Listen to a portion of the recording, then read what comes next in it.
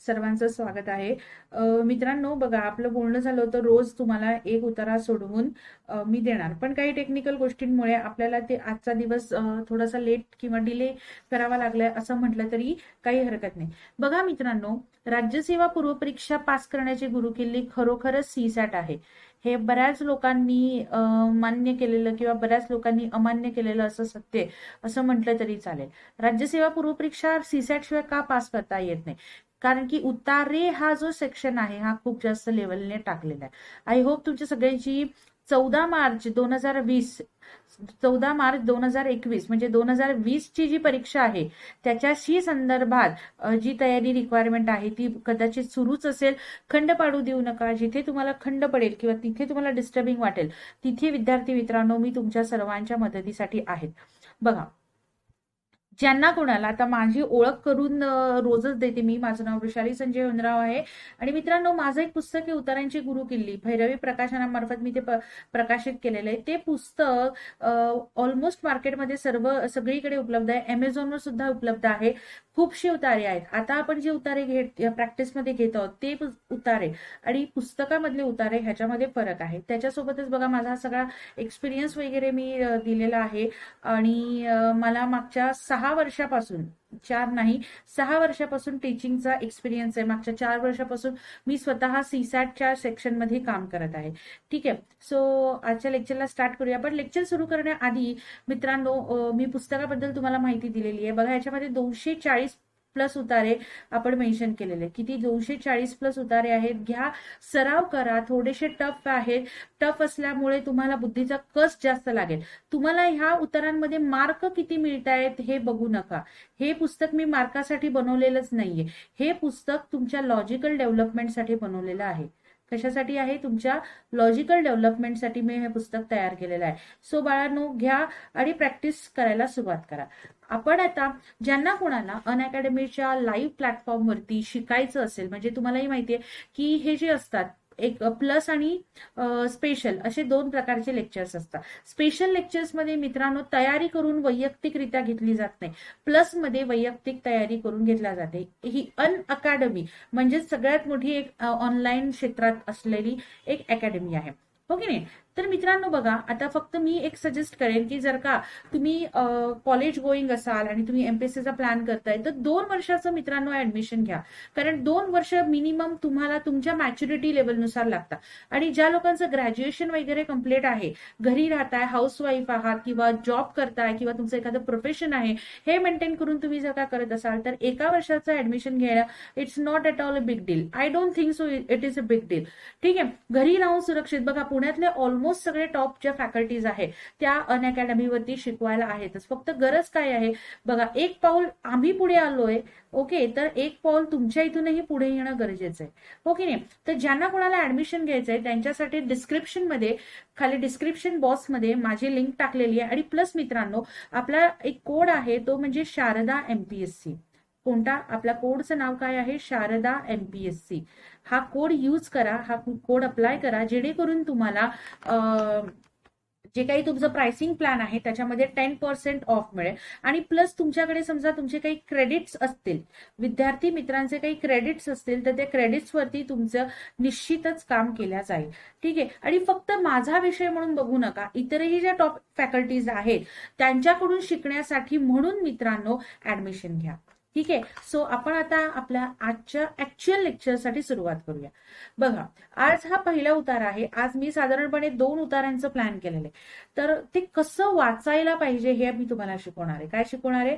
Passage कसा वाचायचा. आणि बघा, मी रोज तुम्हाला एक गोष्ट शिकवली होती, जर का तुम्हाला माहिती असेल, आपल्याला 2 लोकांचे माइंड अटॅक करायचे. एक म्हणजे त्या उताराचा ऑथर, म्हणजे ज्याने कोणी तो उतारा लिहिलेला आहे किंवा ज्याने कोणी ते पीस ऑफ काय म्हणतात आर्टिकल लिहिलेला आहे तो. आणि दुसरा व्यक्ती असतो तो म्हणजे ज्याने कोणी प्रश्न काढलेले, क्वेश्चन मेकर जो आहे. क्वेश्चन मेकरच्या माइंडमध्ये काय आलं, म्हणजे त्याने त्याचा संदर्भ कसा लावला आणि ऑथरने नेमकं कोणत्या अँगलने लिहिलं. बघा, हे स्पष्टीकरण असं कदाचित तुम्हाला कळणार नाही. आपण वाचता वाचता पोट करून कसं रीड करायचं या माध्यमातून शिकूया. ओके, चला सुरू करूया. तयार आहात सगळेजण? बघा, पेन पेपर समोर ठेवा. हे उतारे तुम्हाला समोर जरी असले, तुम्हाला हे उतारे सोडवायचे नाहीयेत, हे शिकायचेही नाहीये. ह्याच्यातला कोणताही उतारा कधीही पेपरमध्ये येणार नाहीये. हे असे जे दावे करतात ना, यांच्या पुस्तकातला हा उतारा, असं मित्रांनो कधीही होत नाही. ठीक आहे. आणि आयोगाकडे जवळजवळ 10 उतार्याच्या परीक्षा घेण्यासाठी आय थिंक, म्हणजे मला असं वाटतं की साधारणपणे 50 एक पॅसेज ऑलरेडी असतील आणि त्याच्यातून ते रॅन्डम सिलेक्शन असेल. So I hope you can understand की मी तुमच्यापर्यंत काय पोहोचवण्याचा प्रयत्न करते. ठीक आहे. से बघा, आताचा जो उतारा आहे हा अतिशय नॉर्मल आहे. बघा, 3 कॅटेगरीचे उतारे असतात. एक असतो नॉर्मल, म्हणजे सोपा, सगळ्यांना आला पाहिजे. एक असतो मीडियम. मीडियम म्हणजे तो पॅसेज जो आहे विद्यार्थी मित्रांनो, त्याच्यामध्ये साधारणपणे 4 एक प्रश्न सुटतात, पण एका प्रश्नामध्ये आपल्याला गुगली होते. आणि तिसरा प्रकार असतो, त्याच्यातून हार्डली 2 किंवा 3 सुटतात, म्हणजे depends upon your skill. Okay नाही. सो मित्रांनो, आत्ताचा जो पॅसेज आहे हा कोणत्या कॅटेगरीमध्ये आलाय हे तुम्ही मला पॅसेज संपल्यानंतर सांगण्याचा प्रयत्न करावा. ठीक आहे. चलो सुरू करते हे मिशन सीसॅट. ओके. बघा, मत्स्यहार प्रेमींना आज मासळीचा पुरवठा होता तो 2 मार्गांनी. बघा, हा जो शब्द आहे ना खूप खतरनाक आहे. होतो तो 2 मार्गांनी. त्यांनी असं नाही म्हटलंय की 2च मार्गांनी मत्स्यहार प्रेमींना पुरवठा केला जातो. नाही, त्यांनी म्हटलंय की 2 मार्गांनी पुरवठा केला जातो. ओके. आता ते 2 मार्ग कोणते आहेत ते बघा. समुद्र, नद्या, ओढे यांसारखे. हा शब्द पण खूप इम्पॉर्टंट आहे. यांसारखे म्हणजे काय? आपण नेहमीच्या भाषेतला शब्द आहे इत्यादी. इत्यादी नैसर्गिक स्त्रोत अथवा मानव निर्मित जलाशय हा मासळीच्या पुरवठ्याचा एक मुख्य मार्ग. हा मासळीच्या पुरवठ्याचा एक मुख्य मार्ग. मुख्य म्हणजेच काय बाळांनो, तर प्रमुख मार्ग. प्रमुख आहे म्हणजे अनेक मार्ग आहेत, त्याच्यातला हा प्रमुख मार्ग आहे. ठीक आहे. अथवा म्हणजे काय असतं? किंवा. अथवाचा अर्थ काय होतो? किंवा. म्हणजे हे किंवा हे, म्हणजे नैसर्गिक स्त्रोत किंवा मानवनिर्मित स्त्रोत. ओके नाही. बघा, यातील बहुतांश मासळी ही खाऱ्या पाण्यातील. बहुतांश म्हणजेच काय? मोठ्या प्रमाणात. बहुतांशचा अर्थ काय होतो? मोठ्या प्रमाणात किंवा खूप जास्त प्रमाणात. बघा, मोठ्या पाण्यातील, ऍक्च्युली हे मोठ्या नव्हतं पाहिजे, इथे हा शब्द आहे गोड्या. गोड्या पाण्यातील मासळीचे यातील प्रमाण तसे फारच अल्प असते. बघा, तुम्ही म्हणाल मॅम तुम्हाला हे माहिती होतं, मग तुम्ही चूक सुधारली का नाही? तर मित्रांनो, त्याच्या मागे असं लॉजिक आहे. जर का आयोगाचे पेपर तुम्ही बघितले, 2017चा पेपर बघितला, तर त्याच्यामध्ये ट्रिमेंडस चुका आहेत. ओके. त्यानंतर आपल्याला रेक्टिफाय होता. पण कसं असतं बघा, आपण असं कोणाला पेपर झाल्यानंतर चॅलेंज करू शकत नाही. तर वाचताच आपल्याला आता लोकेट व्हायला पाहिजे. म्हणून मी हे तुम्हाला दाखवलंय की बाबांनो, हा मोठ्या नाही, हा गोड्या हा शब्द आहे. येते लक्षात? बघा, आणि इथे काय शब्द यूज केलाय? फारच अल्प असते. म्हणजे फारच अल्प म्हणजे काय? खूप कमी असं म्हणता येईल का आपल्याला? येस. इथे काय लिहूया? इथे खूप कमी. ओके. मासळीची ही वाढ नैसर्गिक होते. कसं म्हटलंय? ही वाढ नैसर्गिक होते. म्हणजे कोणती? खाऱ्या पाण्यातली किंवा गोड्या पाण्यातली. ओके. भक्षणासाठी ज्याप्रमाणे माणूस जंगलात शिकार करतो, त्याच धर्तीवर नद्या, समुद्रात निसर्गतः वाढणाऱ्या माशांची मासेमारी केली जाते. बरोबर आहे. म्हणजे काय? समुद्रात किंवा नद्यांमध्ये जे मासे वाढतात ते कसे असतात? निसर्गतः वाढतात. म्हणजेच काय असतं बाळांनो, त्याच्यामध्ये कुठेही माणसाचा हस्तक्षेप नसतो. ओके. परंतु या मासळीच्या वाढीमध्ये माणसाचा कोणताही सहभाग नसतो. ही शुद्ध म्हणजे आता इंग्लिशमध्ये त्याला म्हणतात purely. It's purely a crime. Purely मासेमारीच गणावयास हवी. ओके. म्हणजे का बरं लेखक असं म्हणतात बघा या वाक्यावरनं? लक्षात घ्या, एक मिनिट हा. ओके. या वाक्यावरनं बघा लेखक काय सांगण्याचा प्रयत्न करत आहे की याच धर्तीवर नद्या, समुद्रात वाढणाऱ्या, परंतु या मासळीच्या वाढीमध्ये म्हणजे कुठे? तर नद्या आणि समुद्रामध्ये निसर्गतः जे मासे वाढल्या जातात त्याच्यामध्ये माणूस कोणत्याही प्रकारचा ऍक्टिव्ह किंवा कोणत्याही प्रकारचा सहभाग घेत नाही. आणि म्हणूनच लेखक त्याला काय म्हणतात की ही शुद्ध मासेमारी गणावयास हवी. का? कारण की त्याच्यात माणसाचा हस्तक्षेप नाहीये. ठीक आहे. लहान लहान तळी अथवा बंधाऱ्यांमध्ये मत्स्य सोडून त्याद्वारे केली जाणारी मत्स्य शेती हा मासळीच्या उत्पादनाचा दुसरा मार्ग. पहिला मार्ग तुम्हाला लक्षात आला होता का? निसर्गतः वाढणारा, बरोबर आहे. मग हा काय आहे? हा दुसरा. कुठचा? मत्स्य शेती. म्हणजे मत्स्य शेतीचा उद्देश लक्षात आला का तुम्हाला? मत्स्य शेती म्हणजे काय? पर्पज शेती वाढवणं, सांभाळ करणं, पालन पोषण करणं, सगळ्या गोष्टी. बघा, टाकी, तळे, हौद अथवा बंधारात सोडलेल्या मत्स्य बीजाचे पोषण टाकाऊ, कुचका, सडलेला भाजीपाला या तत्सम पदार्थाद्वारे करून पूर्ण वाढ झालेली मासळी नंतर पकडणे हा प्रकार मत्स्यपालन या वर्गात मोडतो. बघा, मत्स्यपालन इथे शब्द काय यूज केलाय? मत्स्यपालन असा शब्द यूज केलेला आहे. ओके, मत्स्यपालन केल्यानंतर ते पकडणं हा त्याचा उद्देश असतो. बघा, मी इथे जे स्टार मारून ठेवलंय ह्याच्यावर एक प्रश्न आहे बाळांनो, आणि आपण त्याची चर्चा त्यावेळेस करणार आहोत. तुम्हाला लक्षात येतील मी ज्या काही गोष्टी सांगते आहे का ते. बघा, संयुक्त राष्ट्रसंघाच्या अन्न व कृषी संघटनेच्या अंदाजानुसार जगभरातील एकूण मत्स्योत्पादन तनात तब्बल 3/4 हिस्सा आहे तो समुद्रातील मासळीचा. काय म्हटलंय बघा? तब्बल 3/4 हिस्सा आहे तो समुद्रातील मासळीचा. 3/4 समुद्रातील मासळी. 2000 साली अशा मासळीचे जगभरातील प्रमाण 9.5 कोटी मेट्रिक टन होते. आता इथे शब्द काय यूज केलाय? अशा मासळीचे. अशा म्हणजे कोणत्या रे?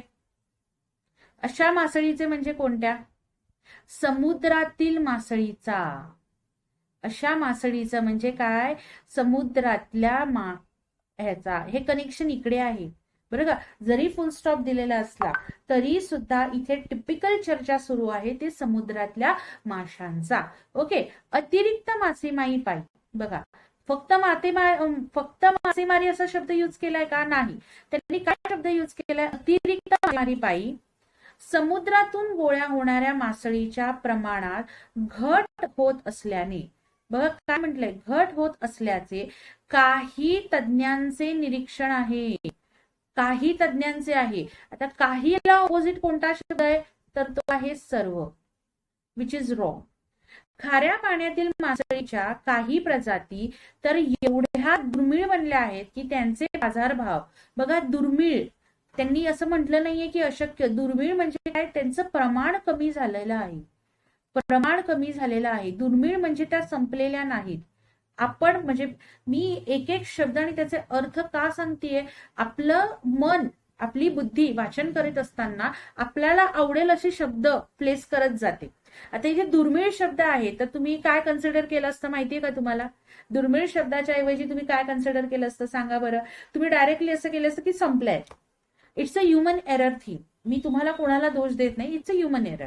ओके, बघा, सर्वसामान्यांच्या आवाक्याबाहेर गेलेले आहेत. काय? ते बाजारभाव. केवळ धनवानांनाच आता त्या मासळीची लज्जत चाखता येते. का? कारण की त्यांचं प्रमाण कमी झालेलं आहे. त्यामुळे प्रमाण कमी, इकॉनॉमिक्सचा रूल, तर रेट जास्त. रेट जास्त म्हणजे फक्त धनवानांचीच चंगळ असा अर्थाने लेखक म्हणतात. बघा, भारताच्या संदर्भात बोलावयाचे तर अरबी समुद्र आणि बंगालचा उपसागर ही मासेमारीची 2 मुख्य आकारे आहेत. बघा, ही दोनच असा शब्द यूज केलेला नाही. 2 मुख्य आहेत. याचा अर्थ काय असं? इतरही आहेत आणि ते मुख्यही असू शकतात. पॉसिबिलिटी आहे. ओके, त्यातही पुन्हा खोल समुद्रातील मासेमारीचे प्रमाण आपल्या देशात अल्पच आहे. अल्प हा शब्द खूप वेळा आला या पॅसेजमध्ये. अल्प म्हणजे कमी आहे किंवा खूप कमी आहे. खोल पाण्यातल्या समुद्रातल्या मासेमारीचं प्रमाण. समुद्रातून पकडून आणलेले मासे साठवून ठेवण्याची शीतगृहासारखी सुविधा असणाऱ्या बोटींची अगदी अलीकडे पर्यंत असणारी वानवा हे त्यामागील मुख्य कारण होते. हे त्यामागील मुख्य कारण होते. बघा, मुख्य कारणचा अर्थ सेम लॉजिक. इतरही कारण असणार पण मुख्य कारण काय होतं? तर बोटींची असणारी कमतरता. शीतगृह आणि बोटी किंवा साठवून ठेवण्याची कमतरता, ह्या सगळ्या गोष्टी आहेत. ओके, परिणामी भारतातील मासळी खवय्यांना आजही खोल समुद्रातील मासळीचा तितकासा परिचय नाही. आता तितकासा परिचय नाहीचा अर्थ काय होऊ शकतो? तर पुरेपूर परिचय नाही. ओ सॉरी, इथे माझा फोटो येईल ना. ओके, बघा इथे काय म्हटलंय? पुरेपूर परिचय नाही, तितकासा परिचय नाही म्हणजे पुरेपूर किंवा गरजे एवढा, म्हणजे परिचय आहे पण तो कसा आहे, अतिशय अल्प असं कन्सिडर होणार. काय होणार, तो परिचय जो आहे तो काय आहे, अतिशय अल्प. ओके मित्रांनो, पॅसेज इथपर्यंतच आहे. आता ह्याच्यावरती मी 4 प्रश्न तयार केलेले, तो मी ती तुम्हाला शेअर करते. बघा, एक मिनिट, पेनचा कलर आपण चेंज करूया का? येस, आपण ब्ल्यू कलर घेऊया. बघा बघा, मासेमारी म्हणजे माशांची शिकार आहे असे लेखक का म्हणतात? बघा, सगळ्यात पहिले प्रश्नाचं लोकेशन, फर्स्ट पॅराची लास्ट लाईन आपण पाहिली होती. बघा, ही फर्स्ट पॅराची लास्ट लाईन. बघा इथे त्यांनी काय म्हटलंय, एकच मिनिट, आपण इथे चर्चा केली होती का? परंतु या मासळीच्या वाढींमध्ये माणसांचा कोणताही सहभाग नसतो, ही शुद्ध मासेमारी गणावयास हवी. ही लाईन त्याचं लोकेशन आहे. ओके, आता बघा, मासळीची वाढ नैसर्गिक होत असल्याने भक्षणासाठी माणूस त्याची शिकार करतो. स्टेटमेंट बरोबर आहे, स्टेटमेंट हे बरोबर आहे, नैसर्गिक वाढ होते म्हणून करतो. पण प्रश्नात काय विचारलंय, तर मासेमारी म्हणजे माशांची शिकार असे लेखक का म्हणतात? का म्हणतात हा विषय महत्वाचा आहे. मग हे प्रश्नाशी काय आहे, इररिलिव्हंट. काय आहे, irrelevant with the question, irrelevancy of question. त्यामुळे हे विधान काय झालं, चूक.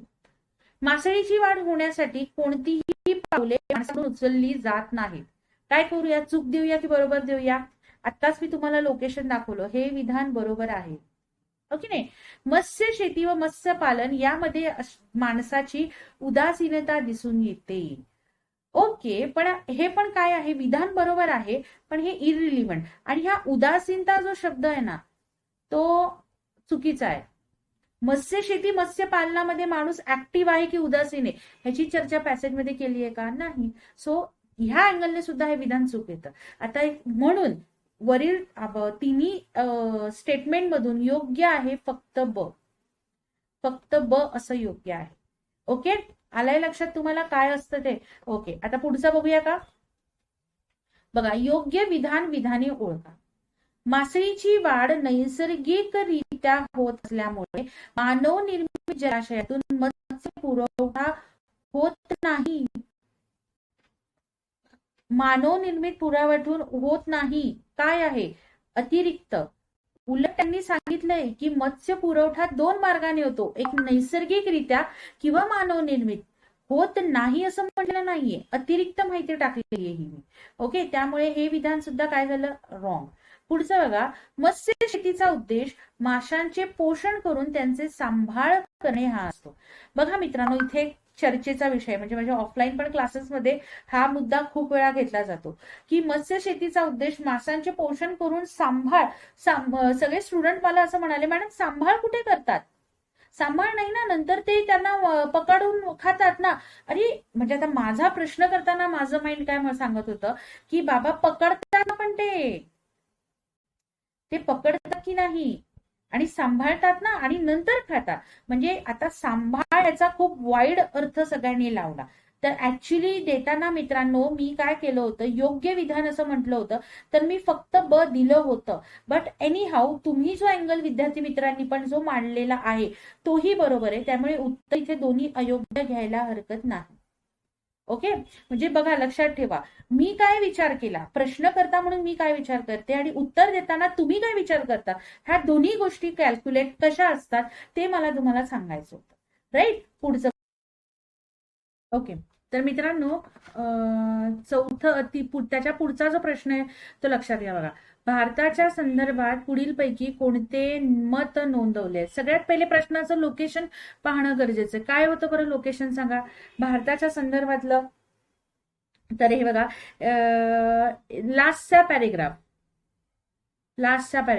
बरोबर आहे. लास्ट पॅरेग्राफला ह्याचं या प्रश्नाचं लोकेशन आपल्याला दिसतं. काय म्हटलंय, अरबी समुद्र आणि बंगालचा उपसागर ही मासेमारीची 2च मुख्य आघारे. 2च नाही, हे कन्फर्मेशन आहे. बघा तुम्हाला वाटेल मॅम आज पूर्ण कन्फर्मेशनवर का शिकवत आहे. बघा खूप सारे मुद्दे आहेत बाबा. कॉम्प्रिहेन्शनचे मुद्दे शिकत असताना आपल्याला अनेक मुद्दे लक्षात घ्यायचे. बट आपली चुकी काय होते, आपण छोटे छोटे मुद्दे जे असतो ते एक एक मुद्दा प्रत्येक वेळेस कव्हर करत जायचा.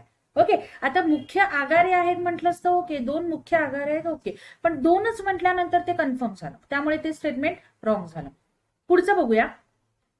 मासे साठवून ठेवण्याच्या अत्याधुनिक सुविधांचा भारतात अभाव असल्याने, बरोबर आहे, अत्याधुनिक सुविधा नाहीयेत. लास्टच्या 3-4 लाईनीमध्ये आपण असं म्हटलंय, भारतातील मासळी खवय्यांना गोड्या पाण्यातील मासळीचा परिचय कमी आहे. इथे काय पाहिजे होतं? गोड्या पाण्यातील हवं होतं का?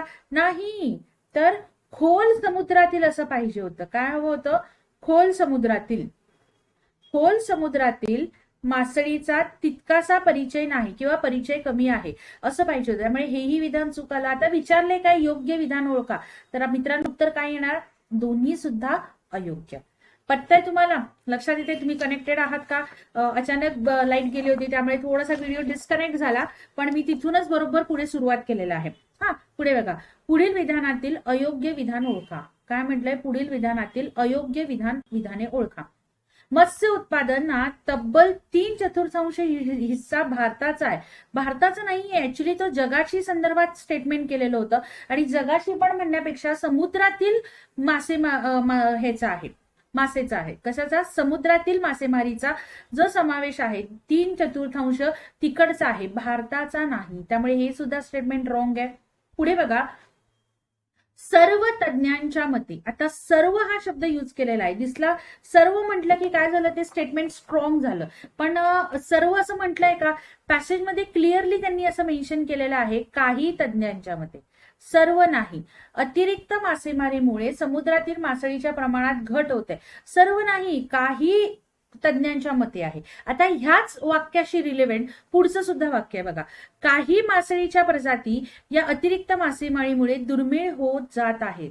बरोबर आहे का हे स्टेटमेंट? बरोबर आहे. असं कोणी म्हटलेलं आहे? तर मित्रांनो हेच काही तज्ञांनी म्हटलेलं आहे. हेच काही तज्ञांनी असं म्हटलेलं आहे. त्यामुळे तिसरं हे विधान बरोबर आहे. विचारलंय अयोग्य, तर अयोग्य म्हटलं तर अ आणि ब असं येणार. काय येणार? अ आणि ब हे त्याचं प्रॉपर आन्सर असणार. लक्षात आले मित्रांनो? बघा आता हा पॅसेज झाल्यानंतर पुढचा पण एक पॅसेज आपण आता करूया. कसा होता बरं हा पॅसेज? हा पहिला कॅटेगरीचा पॅसेज होता. कोणता? हा पहिला कॅटेगरीचा पॅसेज आहे. आता पहिली कॅटेगरी म्हणजे काय? तर रीडिंग बिटवीन द लाईन्स. काय आहे पहिली कॅटेगरी? काय येते? Reading between lines. ओके, अतिशय सोपं होतं बघा. अतिरिक्त ज्ञानाचा, तुम्हाला पॅसेजचा युनिव्हर्सल लॉ सगळ्यांना माहिती आहेच. मी ह्याच्या आधी खूप वेळा तो शिकवलेला आहे. काय आहे? Don't put your on knowledge. म्हणजे स्वतःच्या अतिरिक्त ज्ञानाचा वापर हा पॅसेज सोडवताना करायचा नाही. ओके, अतिरिक्त ज्ञानाचा वापर पॅसेज करताना पॅसेजमध्ये जे दिलेलं आहे तेच अल्टिमेट खरं मानावं. आणि याचमुळे तुमचे जास्तीत जास्त पॅसेज मित्रांनो सुटणार आहेत. आता बघा आपण पुढचा पॅसेज बघूया. बघा, ज्यांना कुणाला बाळांनो अनअकॅडमीच्या प्लसचं सबस्क्रिप्शन घ्यायचं आहे त्यांच्यासाठी बघा डिस्क्रिप्शन मध्ये मी लिंक तर टाकलीच आहे. त्या लिंकवर क्लिक केला की तुम्ही डायरेक्ट ऍडमिशन घेऊ शकता. किंवा माझा कोड आहे शारदा MPSC. काय आहे माझा कोड? शारदा MPSC. तर हा कोड जर का तुम्ही प्रॉपर अप्लाय केला तरी सुद्धा तुम्हाला ऍडमिशन प्रोसेसमध्ये 10% एवढा मेजर डिस्काउंट अवेलेबल होणार आहे. बघा, जे कोणी कॉलेज गोईंग आहे, ज्यांचं अजून गावी किंवा पुणे सोडून मुंबई सोडून अशा ठिकाणी कॉलेज सुरू आहे, त्या लोकांना मी प्रेफर करेल की बाळांनो तुम्ही 2 वर्षाचं घ्या. 2 वर्षाच्या सबस्क्रिप्शन मध्ये तुम्हाला सर्व विषय, सर्व अभ्यासक्रम पूर्ण करून घेतला जातो. आणि विशेष म्हणजे एका विषयासाठी तुम्हाला एकापेक्षा जास्त फॅकल्टीज अवेलेबल असतात. एका विषयासाठी जास्त फॅकल्टीज आहे. म्हणजे समजा तुम्हाला सीसॅट माझ्याकडून नाही आवडलं तर भूषण दूत सर आहे किंवा अजून इतर काही शिक्षक आहे त्यांच्याकडून तुम्ही शिकू शकता. किंवा तुम्हाला इतिहास विषय एकाकडनं नाही आवडला तर एक इतिहास शिकवायला 4 शिक्षक आहेत. सो बाळांनो अशी फॅसिलिटी आपल्याला ऑफलाईन क्लासला बऱ्याच वेळा उपलब्ध होत नाही. आपल्याला प्रत्येक शिक्षकाकडे गेल्यावर इंडिव्हिज्युअल फी भरावी लागते. सो हा एक प्लस पॉईंट अनअकॅडमीचा आहे जो तुम्ही त्याचा नक्कीच फायदा घेतला पाहिजे. ठीक आहे, आता आपण दुसरा पॅसेज बघूया. हा पॅसेज झाल्यानंतर बरं मित्रांनो मला सांगा की तुम्हाला कसा वाटला हा पॅसेज. कुठच्या कॅटेगरीचा होता ते सुद्धा मला सांगण्याचा प्रयत्न करा. बघा इथं काय म्हटलेलं आहे, विज्ञान आणि तंत्रज्ञान. हे बघा, याच्यामध्ये सगळ्यात पहिली गोष्ट बघा, मी 2च प्रश्न विचारलेले आहेत. किती प्रश्न विचारले? 2च प्रश्न. बघा, विज्ञान आणि तंत्रज्ञान, विशेषतः माहिती तंत्रज्ञान जसजसे प्रगत होत आहे तसतसे जगही प्रगत होत आहे. ओके. तंत्रज्ञानाशी संबंधित असे प्रगतिशील बदल बोलीभाषेतही रूढ होत आहेत. भारतात असे काहीसे घडते आहे. माहिती तंत्रज्ञानाशी संबंधित असलेले इंटरनेट आणि मोबाईल फोनचे जाळे शहरी व ग्रामीण भागात पसरत आहे आणि धीम्या गतीने का होईना पण शहरी आणि ग्रामीण भागातील नागरिक कुठेतरी याच्याशी जोडला जात आहे. याच्याशी म्हणजे कशाची, तर मोबाईल फोन आणि इंटरनेट. त्यामुळे बीइंग कनेक्ट असा शब्दप्रयोग अलीकडे शहरांमध्ये रूढ झाला आहे. गेल्या 2-3 वर्षांपासून ग्रामीण भागात माहिती तंत्रज्ञान म्हणजे संगणक व त्याद्वारे इंटरनेट आणि मोबाईल फोनचे जाळे पोहोचवण्याचा प्रयत्न करण्यात येत आहे. बघा इथे फक्त शब्द काय म्हटलाय, प्रयत्न करण्यात येत आहे, असं त्यांनी म्हटलेलं नाही की तो सक्सेसफुल झालेला आहे. त्यांनी फक्त प्रयत्न केलाय. ओके. आणि त्यामुळे ग्रामीण भागातही हा बीइंग कनेक्टेड हा शब्दप्रयोग पोहोचू पाहत आहे. अल्प प्रमाणात तो पोहोचला आहे. बघा पोहोचू पाहत आहे याचा अर्थच काय, तर पोहोचवण्याचा प्रयत्न केला जात आहे. अल्प म्हणजे काहीशा प्रमाणात किंवा खूप कमी प्रमाणात. अल्पाचा अर्थ असतो काहीशा प्रमाणात किंवा खूप कमी प्रमाणात तो पोहोचला आहे. या बीइंग कनेक्टेडचे फायदे अनेक आहेत, हे निर्विवाद. त्यातही इंटरनेटची यंत्रणा ही माणसाच्या शारीरिक आरोग्यावर अनिष्ट असे थेट परिणाम मोठ्या प्रमाणात घडवून आणत नसावी. लेखक शुअर नाहीये, लेखक फक्त शक्यता आहे. आणि ह्या वाक्यावरनं लेखकाचा सूर कसा आहे, तर तो आपल्याला धोक्याचा इशारा दाखवत आहे. बघा या दोन्ही स्टेटमेंटमधून ना. पण यातील मोबाईल फोनमुळे अनेकांचे आरोग्य धोक्यात येण्याची शक्यता निर्माण झालेली आहे. म्हणजे त्यांनी धोक्याचा इशारा आपल्याला बघा इथं सांगितलेला आहे की जर का, आणि हे लक्षात ठेवा आताच्या बद्दलचा हा पॅसेज आहे का, नाही. बघा गेल्या 2-3 वर्ष, पण ह्याचं एक्झॅक्ट कुठेच मेन्शन केलेलं नाही. It is not mention anywhere. It is not mention anywhere. Okay. Next बघा. अर्थात मोबाईल सेवा पुरविणाऱ्या विविध कंपन्या मोबाईल सेवेमुळे आरोग्यावर दुष्परिणाम होतात वा होऊ शकतात हे मान्य करण्यास तयार नाही. का करणार बरं, तो त्यांचा बिझनेस आहे. How they will accept it. उलट जास्तीत जास्त ग्राहकांना आपलेसे कसे करून घेता येईल यासाठी विविध जाहिरातींद्वारे व सवलतींद्वारे त्यांची मोर्चे बांधणी चालूच असते. बघा चालूच असते. चालूच हा शब्द कसा आहे, कन्फर्म सांगणार आहे. मोर्चे बांधणी कन्फर्म सुरूच आहे. आणि बीइंग कनेक्टेडच्या मोहात पडून नागरिकही त्याला बळी पडत आहेत. बीइंग कनेक्टच्या मोहात अडकून नागरिकही त्याला बळी पडत आहेत. पॅसेज सोपा आहे. बघा हा पॅसेज जो आहे ना सेकंड कॅटेगरीचा आहे. सेकंड कॅटेगरी कुठची आहे, रीडिंग बिटवीन वर्ड्स.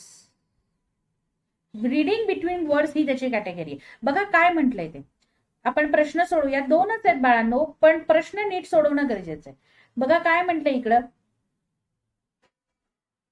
माहिती तंत्रज्ञान जसजसे प्रगत होत आहे तसतसे जगही प्रगत होत आहे असे लेखक म्हणतात. कारण तंत्रज्ञानामुळेच प्रगतिशील बदल घडतात. तंत्रज्ञानामुळे कन्फर्म सांगतायत, चूक होईल की बरोबर होईल, कन्फर्म सांगतायत, काय होणार, चूक होणार. बघा प्रगतिशील बदलामध्ये तंत्रज्ञानाचा सहभाग आहे असं स्टेटमेंट असतं तर आपण ते बरोबर दिलं असतं. गेटिंग माय पॉइंट. प्रगतिशीलमुळेच ते स्टेटमेंट रॉंग झालेलं आहे. आता बघा ह्यामुळेच म्हणजे कशामुळे, तर ह्यामुळे तंत्रज्ञानामुळे ग्रामीण व शहरी भागातील नागरिक एकमेकांशी जलद गतीने जोडला जातो. तंत्रज्ञानामुळे होतोय का, ह्यामुळेच असं कन्फर्म आहे का, कन्फर्म आहे का, ह्यामुळेच ग्रामीण आणि, बघा लक्षात ठेवा इथे आणि अजून एक शब्द आहे तो म्हणजे जलद गतीने जोडला जातो. जलद असं मेन्शन आहे का, धीम्या गतीने जोडण्याची प्रक्रिया सुरू आहे. काय, धीम्या गतीने, म्हणजे जे पॅसेज मध्ये मेन्शन केलेलं आहे. ओके. त्यामुळे बाळांनो ह्याचं उत्तर सुद्धा काय येणार, दोन्ही चूक.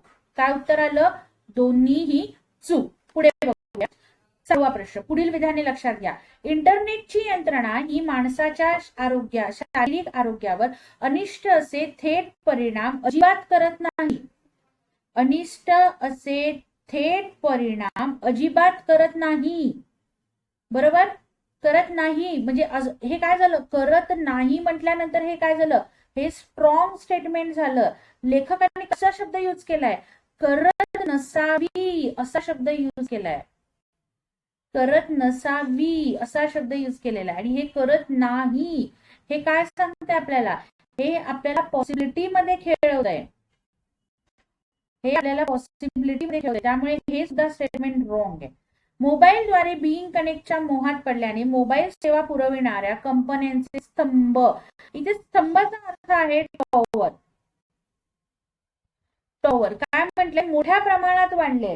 हे टॉवर मोठ्या प्रमाणात वाढले. मला सांगा, मोबाईल कंपन्यांच्या टॉवर बद्दल काहीतरी माहिती आहे का? नाही. त्यामुळे स्टेटमेंट काय आहे? अतिरिक्त एक्स्ट्रा दिलेलं आहे. त्यामुळे हे सुद्धा विधान अयोग्य आहे. सो मित्रांनो बघा, लक्षात घ्या, दोन्ही विधानं इक्वली अयोग्य टाकलेली आहे. आज दोन्ही पॅसेज जे झाले आताच्या लेक्चरला ते छोटे छोटे झाले, पण उद्यापासून आपण मोठे मोठे लेक्चर्स, मोठे